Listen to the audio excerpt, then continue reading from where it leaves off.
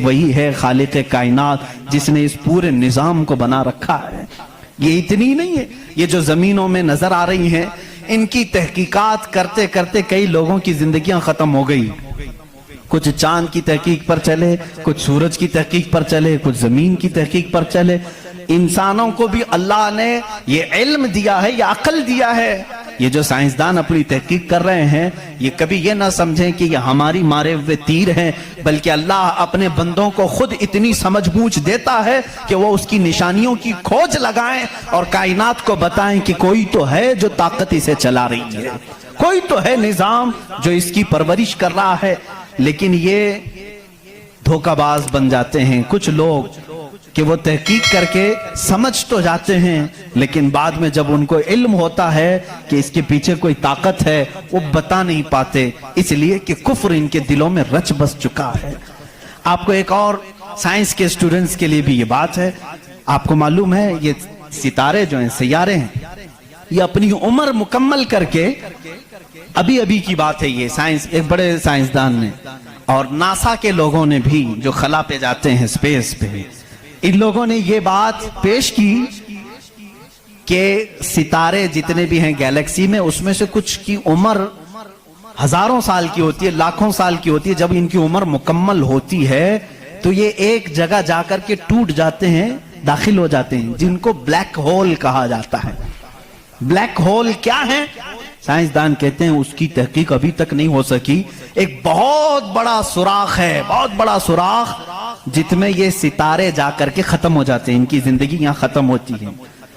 کہیں یہ باتیں آپ کو سوکھی تو نہیں لگ رہی ہیں؟ آج بہت ہی زیادہ سائنس بول رہے ہیں، ضرورت اس لیے ہے میرے عزیزو، میں اپنے دین کو ان لوگوں کے سامنے رکھنا چاہتا ہوں جو صرف سائنس کو اپنا خدا سمجھتے ہیں۔ آؤ قرآن پڑھو، قرآن اس کی بنیادیں تمہیں دے گا سائنس کی۔ بلیک ہول کیا ہے سائنسدان نہیں بتا سکے، جبکہ ان کے پاس اب بڑی مشینیں ہیں۔ یہ جو ناسا کے لوگ خلا میں جاتے ہیں ایک سال تک کے لیے چلے جاتے ہیں، کئی مہینوں کے لیے چلے جاتے ہیں اور تحقیقات کر کے لا رہے ہیں۔ چاند پر انہوں نے کیمرے لگائے اور وہاں کی تصویریں یہ بھیجنے کی بات کر رہے ہیں، لیکن پھر بھی بلیک ہول معلوم نہیں۔ میں اس محمد الرسول اللہ صلی اللہ علیہ وسلم کی بات کر رہا ہوں جو کسی بھی سائنسدان کا شاگرد نہیں، جو کسی استاد کے پاس بیٹھا نہیں۔ اس رسول پاک کی زبان سے قرآن کی آیت نکلی سورہ واقعہ کی، اللہ فرماتا لا اقسم بمواقع النجوم انہو لقسم لو تعلمون عظیم۔ اللہ فرماتا قسم ہے اس جگہ کی جہاں جا کے ستارے ٹوٹ جاتے ہیں، بے شک اللہ رب العزت کی اس میں بڑی شان ہے اگر تم سمجھ سکو۔ آسٹرونومی کو قرآن بتا رہا ہے کہ بلیک ہول ہیں، مواقع النجوم ان کو کہا گیا ہے، جہاں ستارے جا کر فنا ہوتے ہیں۔ عزیزان گرامی، یہ تکلیف صرف ہماری ہے کہ ہم نے قرآن عظیم کو اس لیول کے اعتبار سے پڑھا نہیں۔ سائنس کے لیے جو لوگ MBBS کر رہے ہوں گے یا پھر انجینئر بن رہے ہوں گے، ان سے بھی میں یہ دعوت دیتا ہوں کہ قرآن کو بھی کبھی اس اینگل سے پڑھ کر کے دیکھو، اس کی نشانیاں اتنی عظیم ہیں۔ میں سمجھتا ہوں کہ تمہیں پھر کہیں ادھر ادھر منہ مارنے کی ضرورت نہیں، معرفت خداوندی اسی سے حاصل ہو جائے گی۔ غور و فکر کرو، تمہیں اسی سے اللہ رب العزت کی معرفت حاصل ہو جائے گی۔ کوئی تو ہے خالق۔ امام اعظم ابو حنیفہ رحمۃ اللہ تعالی علیہ کے پاس ایک دہریہ، اس زمانے کے بھی جو ایتھیسٹ ہوتے ہیں، ایتھیسٹ سمجھتے ہیں، ایک نیا یہ چلا ہوا، نیا نہیں ہے پرانے ہی ہے، نام نیا لگتا ہے، ملحد ہیں یہ، ایتھیزم۔ بہت سارے لوگ وہ اپنے دین، اپنا ریلیجین کے جگہ پر یہ لکھتے ہیں، آپ دیکھ لینا ان کو، ایتھیزم۔ آپ مسلم لکھتے ہیں، کچھ لوگ ہندوازم لکھتے ہیں، کچھ لوگ کرسچینٹی کہتے ہیں، کچھ جیوز ہوتے ہیں، لیکن کچھ ہیں جو ایتھیزم، ایتھسٹ ہیں۔ ایتھسٹ کا مطلب کوئی خدا نہیں، کوئی دین نہیں، کوئی مذہب نہیں۔ یہ بیچارے آوارہ لوگ ہیں، یہ لاوارث لوگ ہیں جو اس طرح سے کہہ رہے ہیں۔ اب ان کی بات میں آپ کو بتاؤں، ایتھیزم، اس طرح کا ایک ایتھسٹ امام اعظم ابو حنیفہ کے پاس آیا، اس نے کہا خدا ہے؟ تم بار بار خدا کی بات کرتے ہو، مجھے تو نہیں لگتا، کوئی نہیں ہے، اگر ہے تو دکھتا کیوں نہیں؟ بہت ساری چیزیں ہیں ایسی آپ نے سمجھایا جو دکھتی نہیں لیکن ہے، بہت ساری چیزیں ہیں۔ اس نے کہا ایسی کوئی چیز نہیں ہے جو ہے اور دکھتی نہیں۔ آپ نے اس کو ایک تماچا لگایا, ڈھیلا اٹھا کر کے مار دیا. اس نے کہا میں سوال کیا تم نے مار دیا. کہا کیا ہوا مارا؟ کہا درد ہو رہا ہے. کہاں ہے درد؟ اب ہو رہا ہے, دکھتا نہیں ہے لیکن احساس ہے. بہت ساری چیزیں ایسی ہیں جو دکھتی نہیں ہے لیکن ہے, ان کا وجود ہے. بہرحال آپ نے اس کو جواب کیا دیا؟ کہا سنو, میرے ساتھ آج ایک بڑا عجیب واقعہ پیش آیا.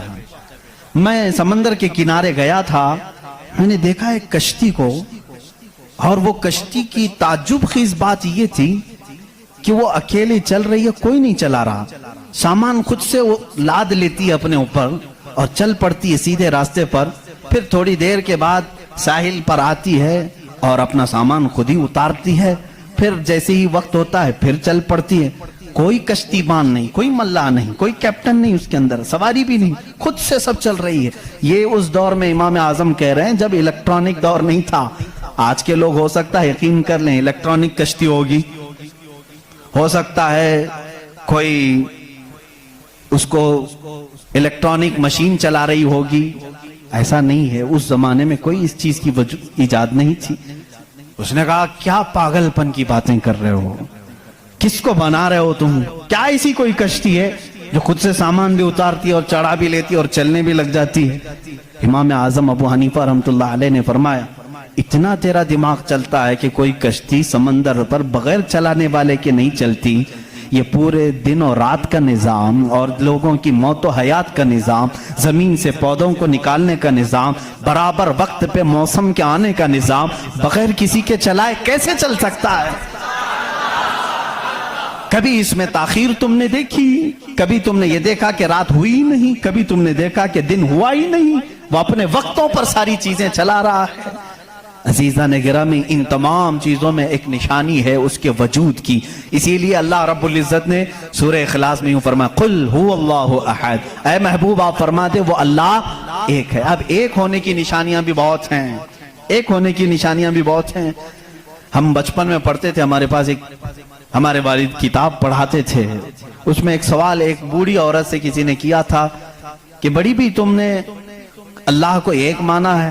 کہا ہاں بالکل. وہ چرخہ سیلتی تھی, چرخہ جس میں کپڑے سلے جاتے ہیں. مولوی صاحب نے پوچھا کیا دلیل ہے کہ کوئی نظام کو چلا رہا ہے, کوئی ہے خدا؟ اس نے کہا میری مشین یہ سب سے بڑی دلیل ہے میرے لیے. کہا کیسے؟ کہا یہ جو چکر کاٹتی ہے مشین, جب تک میں پاؤں ہلاتی نہیں یہ چرخہ چلتا نہیں. یہ نظام شمسی پورا بغیر کسی کے چلائے کیسے نہیں چلتا؟ کہا اچھا ٹھیک ہے, بڑی عقل مند عورت ہے, مشین کو ہی اللہ کی نشانی سمجھ لیا تو نے. اس عورت سے انہوں نے دوسرا سوال کیا, اچھا چلو ٹھیک ہے کوئی تو ہے چلانے والا, یہ کیوں کہتی ہو کہ وہ ایک ہی ہے؟ کہا چلو ٹھیک ہے اس کی بھی نشانی میری یہ مشین ہے, اس کی نشانی بھی میری یہ مشین ہے. کہا کیسے؟ کہا چلو میں ادھر سے چلاتی ہوں تو ادھر سے چلا, بیٹھ جا میرے سامنے, میں ادھر سے چلاتی ہوں تو ادھر سے چلا, پھر دیکھتے ہیں کپڑے کی حالت کیا ہوتی ہے. کپڑا جو ہے ہو سکتا ہے لیڈیز کی بجائے جینز کا ہو جائے, جینز کی بجائے لیڈیز کا ہو جائے, کچھ کا کچھ بن جائے. کیوں؟ انہوں نے کہا بات تو صحیح ہے. اس بوڑھی عورت نے کہا میں نے اپنے چرخے سے ہی یہ دین سیکھا کہ اگر کائنات میں ایک کے بجائے دوسرا ہوتا تو جھگڑے ہو جاتے. ایک خدا کہتا میں بارش برساؤں گا, دوسرا کہتا نہیں میں دھوپ ڈالوں گا, تیسرا کہتا نہیں میں ٹھنڈی لاؤں گا. ان کے جھگڑوں میں پھر کائنات کا نظام درہم برہم ہو جاتا. لیکن نظام برابر برابر چل رہا ہے. اس بات کی دلالت ہے کہ چلانے والے دو نہیں ایک ہی ہیں, تو نہیں ہے ایک ہی ہے. اگر دو ہوتے, اسی کو اللہ نے قرآن میں فرمایا لو کان فیہما آلہۃ الا اللہ لفسدتا, اگر زمین و آسمان میں دو خدا ہوتے اللہ کے علاوہ, رب فرما رہا ہے ضرور اس میں فساد ہو جاتا, ضرور فساد ہو جاتا. اس لیے کہ ایک جو عقل سے ہمارے درمیان ہم نے دیکھا ہے جو چلا سکتا ہے وہ دو لوگ نہیں چلاتے ہیں, دو لوگوں کی ذہنیت الگ ہو جاتی. اب اس کو فلسفے میں آئیں گے جس کو فلسفی کہتے ہیں, یہ بھی ایک علم ہے. فلسفی لوگوں کے دماغ کے اعتبار سے بھی ہم نے اس کو ثابت کیا. اگر دو ہیں, پہلی بات آپ کے دماغ میں یہ ہونا چاہیے کہ خدا وہ ہے جو کسی کا محتاج نہیں. اتنی بات تسلیم کرتے ہو؟ جو کسی کا محتاج نہیں. جب یہ فارمولا تمہارے دماغ میں ہے تو آپ دو کو لے کر کے آؤ. دو کو لاؤ گے تو دونوں کا دماغ ایک ساتھ نہیں چلے گا, یا تو پھر مشورے سے چلیں گے. مشورہ کرے گا تو ایک دوسرے کا محتاج ہوگا, اور جو محتاج ہوگا وہ خدا نہیں ہوگا. مثال کے طور پر دونوں بیٹھے ہیں, چلو آج میٹنگ کرتے ہیں, کل بارش کریں گے. تو ظاہر سی بات ہے ایک نے دوسرے کو پوچھا تو پہلا والا دوسرے کا محتاج ہوا کہ نہیں. اب خدا کے بارے میں ہمارا تصور یہ ہے وہ اپنے کاموں میں کسی کی شراکت نہیں چاہتا, کوئی شریک نہیں ہے اس کا.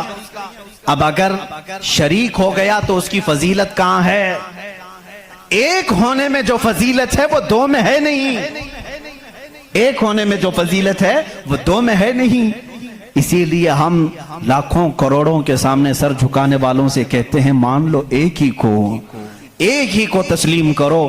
اس لیے کہ جتنے ادیان ہیں دنیا میں تقریباً سب کے ہاں ایک تصور ہے خدا کا تصور. ایتھیزم کو چھوڑ کر کے میں باقی سب کی بات کروں, ہندوؤں کے نظریات میں بھی خدا کا تصور ہے, کوئی تو ہے, ایک بھگوان کے کچھ بھی نام لیں. عیسائیوں کے مذہب میں یہی ہمارے رب ذوالجلال کا تصور ہے, خدا کا وہ بھی یقین کرتے ہیں. یہودی بھی خدا کو مانتے ہیں, سکھوں کے ہاں بھی ہے. تقریباً دنیا میں جو بھی ریلیجیس ہے, کسی مذہب کو مانتا ہے, ان سب مذہبوں میں خدا کا تصور ہے. لیکن اب یہ جھگڑا ہے کہ ماننے میں کون خدا ہے کون نہیں ہے. یہاں تک تو سب متفق ہیں, ہے کوئی تو ہے, لیکن یہاں آ کر کے چوک جاتے ہیں کہ کس کو ماننا چاہیے کس کو نہیں. اس لیے میرے عزیزو, اسلام نے وہ نشانیاں رب ذوالجلال کے واحد ہونے کی اور اس کے طاقتور ہونے کی رکھی ہیں جس کو آج تک دنیا انکار نہیں کر سکی, اور قرآن کے اس معجزے کو آج تک کوئی چیلنج نہیں کر سکا. میں سائنسدانوں سے بھی کہتا ہوں, آپ کو ایک بات یہ بھی میں بتا دوں, ابھی 18ویں صدی کی بات ہے. 18ویں صدی میں امریکہ کا سفر کرنے والے ایک سائنسدان نے ایک نئی چیز کا انکشاف کیا. اٹلانٹک اوشین میں یا سمندر کے ایک حصے میں ایک ایسی جگہ ہے جو بالکل ہی ڈارک ہے, ڈارک سپیس اس کو کہتے ہیں. یعنی وہاں روشنی بالکل نہیں, سورج کی ایک کرن بھی وہاں نہیں آتی, اتنا وہاں پر اتنی وہاں تاریکی ہے. یہ کب؟ 18ویں صدی میں, یعنی آج سے 200 سال پہلے کی بات ہے. اس نے انکشاف کیا, دنیا کو بتایا میں نے ایک ایسی جگہ دیکھی, بہت ہی ڈارک ہے, بہت اندھیرا ہے. وہ جب واپس آیا تو علماء ربانیین نے سورہ نور کی قرآنی آیتیں پڑھی. اللہ فرماتا ہے کہ اذا اخرج یدہ لم یکد یراہ ومن لم یجعل اللہ لہ نورا فما لہ من نور. اللہ فرماتا ہے ہم نے کائنات میں ایک ایسی جگہ رکھی ہے کہ اس پہ اندھیریوں پر اندھیریاں ہیں, اگر تم ہاتھ بھی نکالو گے تو ہاتھ بھی نظر نہیں آئے گا, ہاتھ بھی نظر نہیں آئے گا. یہ کہاں کا؟ یہ علم البحر جس کو کہتے ہیں, سمندروں کا علم رکھنے والا جو پوری زندگی سمندروں کی کھوج میں لگا دیا, وہ لا کر کے بتایا. اس نے سوچا میں بہت بڑا تیر مارا ہوں, لیکن جب بتایا قرآن پڑھنے والوں نے کہ یہ تو قرآن میں ہے, اللہ فرما رہا ہے ایک ڈارک سپیس ہے کائنات میں جہاں تم ہاتھ بھی نکالو گے تو نہیں نظر آئے گا, اتنا ڈارک ہے. وہ سٹپٹا گیا, پریشان ہوا, میں اس کی تحقیق کروں گا. یہ قرآن میں آئی کیسے بات؟ سب سے پہلا دنیا کا میں انکشاف کرنے والا ہوں, میں اس کو سب کو بتانے والا پہلا فرسٹ آدمی میں ہوں. یہ پہلے سے کہاں سے آ گئی قرآن؟ پھر وہی دو باتیں میں بتاتا ہوں میرے عزیزو. اس کو بھی یہی جھٹکا لگا کہ یہ قرآن اس زمانے میں نازل ہوا جب سائنس کا وجود نہیں تھا, اور اس پر نازل ہوا جس کو دنیا میں کسی نے سکھایا نہیں تھا. بعد میں پھر اس نے یہ سوچا شاید ہو سکتا ہے پروفیٹ محمد صلی اللہ علیہ وسلم سمندروں کا سفر بہت کرتے ہوں گے, ان کے سمندروں کے سفر میں شاید کبھی یہ جگہ آ گئی ہوگی, اس لیے انہوں نے اپنے من سے قرآن میں یہ لکھ دیا ہوگا. اس نے یہ نتیجہ نکالا. لیکن دوسرے ہی دن اسے پھر بڑا جھٹکا یہ لگا کہ جب سیرت مصطفیٰ پڑھا اس نے, اللہ اکبر, حضور کی 63 سالہ زندگی میں آپ نے ایک مرتبہ بھی سمندر کا سفر کیا ہی نہیں. یہ بہت بڑا جھٹکا لگا کہ وہ محمد صلی اللہ علیہ وسلم کبھی پوری زندگی میں سمندر کا سفر کیے ہی نہیں۔ میرے عزیزو، اس بات میں غلط فہمی میں نہ آنا کہ وہ سمندروں کو نہیں جانتے تھے۔ وہ معراج کا سفر کرنے والا رسول سمندروں کو ضرور جانتا ہے، لیکن یہ حکمت الہی تھی کہ کبھی سمندر کے سفر کرنے کا اتفاق نہیں ہوا۔ اب اسے جھٹکے پر جھٹکا یہ لگا جو کبھی سمندر کو گیا ہی نہیں، وہ اگر اٹلانٹک اوشین میں موجود ڈارک سپیس کو بتاتا ہے تو ضرور وہ اپنے پیٹ سے نہیں بتا رہا ہے، وہی اس کو بتایا ہوگا جس نے ڈارک سپیس بنایا ہے۔ یہی اللہ رب العزت کے وحدانیت کی نشانیاں ہیں، اس کے وجود کی نشانیاں ہیں۔ قرآن پڑھو، اس میں بہت ساری چیزیں جنہوں نے یہ انکشاف کیا کہ کچھ سمندروں میں ایسے اللہ رب العزت نے بنایا ہے، وہ بھی آپ کو مل جائیں گے۔ دو سمندر ملتے ہیں اور دونوں کا رنگ الگ ہے، ایک سمندر نیلا ہے، ایک سمندر پیلا ہے، دونوں کا ٹیسٹ بھی الگ ہے، ادھر کا میٹھا ادھر کا کھارا نمکین ہے، لیکن وہ بہت دور تک ملتے ہوئے جاتے ہیں، لیکن اس کا پانی اس میں نہیں آتا، اس کا پانی اس میں نہیں آتا۔ کیوں نہیں آتا؟ اللہ فرماتا مرج البحرین یلتقیان، مرج البحرین یلتقیان بینہما برزخ لا یبغیان فبأی آلاء ربکما تکذبان۔ اس رب ذوالجلال نے فرمایا ہم نے دو سمندروں کو بہایا ہے، دیکھنے والوں کو ایسا لگتا ہے کہ یہ مل گئے ہیں، لیکن ہم نے اس میں نہ دکھنے والی ایک ایسی دیوار بنائی ہے کہ اس کا پانی اس میں نہیں ملتا، اس کا پانی اس میں نہیں ملتا۔ یہ بھی کون سے رسول کی زبان سے اللہ تعالیٰ بتا رہا ہے لوگوں کو جو رسول کبھی سمندر کا سفر کیا ہی نہیں؟ اس رسول کی زبان سے اللہ نے دو سمندروں کے ملنے کی بات کی۔ سائنسدانوں، اب تو تمہیں ماننا ہی چاہیے کہ قرآن رسول کا اپنا بیان کیا ہوا کلام نہیں ہے، اسی کا یہ کلام ہے جس نے سمندروں کو اس طرح پیدا کیا ہے۔ کائنات میں بہت ساری چیزیں ہیں میرے عزیزو، قرآن اللہ رب العزت کا یہ کلام اتنی ہی نہیں، یہ تو بڑی بڑی نشانیاں میں نے کہا، اگر اس کی معرفت اس کی کھوج میں لگ جاؤ گے تو زندگی تمام ہو جائے گی۔ میں تو کہتا ہوں اللہ نے ایک بات یہ بھی فرمائی ہے تمہارے لیے، وَفِي أَنفُسِكُمْ أَفَلَا تُبْصِرُونَ۔ اللہ فرما رہا ہے تم ادھر ادھر نشانیاں ڈھونڈ رہے ہو، ہم نے تمہاری ذات میں اپنی نشانیاں رکھی ہیں، تم نہیں دیکھتے؟ تمہاری ذات میں ہماری نشانیاں ہیں، تم نہیں دیکھتے؟ اتنی نشانیاں ہیں، اس کے لیے آپ کو کئی علوم پڑھنے کی ضرورت ہے۔ ظاہر سی بات ہے انسان کے ایک ایک پارٹ پر جو ریسرچ کرتا ہے وہ اپنے وقت کا ایک بڑا ڈاکٹر بنتا ہے۔ خالی صرف دل پر جس نے ریسرچ کیا وہ کارڈیالوجی ہے، جو صرف کڈنی پر ریسرچ کیا وہ نیفرولوجی ہے، اور جو صرف رگوں کو دیکھا ہے وہ نیورولوجی ہے۔ پارٹ پارٹ پر انہوں نے پوری زندگیاں ختم کی۔ پورے انسان کو پڑھا کس نے؟ آج کون پڑھا ہے؟ اسی لیے امام اعظم ابو حنیفہ رحمۃ اللہ علیہ نے فرمایا من عرف نفسہ فقد عرف ربہ، جس نے صرف اپنی ذات کو پہچان لیا وہ اپنے رب کو پہچان لے گا۔ تمہارے جسم میں جس طرح کی چیزیں اللہ نے بنائی، ڈاکٹر سے جا کر کے پوچھو کہ ہمارے جسم کے اندر کا جو نظام ہے، ایک بار جو نس کٹ گئی 1000 ڈاکٹر مل کر کے وہ نس نہیں قائم کر پاتے۔ یہ رگوں کا سلسلہ ایسا ہے، اور فرمایا گیا بلکہ تحقیقات بتاتی ہیں ہمارے جسم کے اندر موجود یہ نسوں کو رگوں کو نکال کر کے اگر بچھا دیا جائے کئی 1000 کلومیٹر لمبی ہو جائیں گی، کئی 1000 کلومیٹر لمبی ہو جائیں گی۔ یہ نسوں کا اتنا لمبا سفر ہو جائے گا، اتنا سارا مواد اللہ نے تمہارے جسم میں رکھا۔ اور رب تعالیٰ یہ فرماتا ہے، مفاہیم آیات میں بیان کر رہا ہوں، کبھی آپ نے سوچا ہم نے زبان سے جو جو چیزیں کھائی، اللہ اکبر، میں ایک بڑے محقق کے حوالے سے کہتا ہوں، روٹی کو انہوں نے کہا تمہاری روٹی تمہارے کھانے اللہ کی نشانیاں ہے۔ میں نے پوچھا روٹی بھی نشانی ہے اللہ کی؟ کہا ہاں۔ تم ایک روٹی کو کہاں کہاں سے حاصل کرتے ہو؟ اناج کھیت سے لیا، فصل جب آئی اس کو کٹایا، پسایا، آٹا بنایا، پھر گھر میں لایا، گوندھنے کے لیے دیا، آٹا گوندھا گیا، روٹیاں بیلی گئیں، توے پر رکھی گئیں، بن گئی۔ کتنی منزلوں سے گزری، کھیت سے آئی، پسائی میں گئی، گندھائی میں گئی، پکائی میں گئی، اب اس کے بعد ریڈی ہو کر تمہارے برتن میں آئی۔ اس کے بعد تم نے کیا کیا؟ اب تک سب تمہارا اختیار چل رہا ہے، तुम अपनी मर्जी से कर रहे हो। गेहूं का लाना है, जौ का लाना है, जवार का लाना है, किसका लाना है, तुम्हारी मर्जी। आटे से कितना गूंदना है, नरम गूंदना है, मोटा गूंदना है, तुम्हारी मर्जी। रोटी मोटी पकानी है, पतली पकानी है, तुम्हारी मर्जी। रोटी पक जाने के बाद 4 टुकड़े करने, 5 टुकड़े, 2 टुकड़े, तुम्हारी मर्जी, सब तुम्हारी मर्जी है।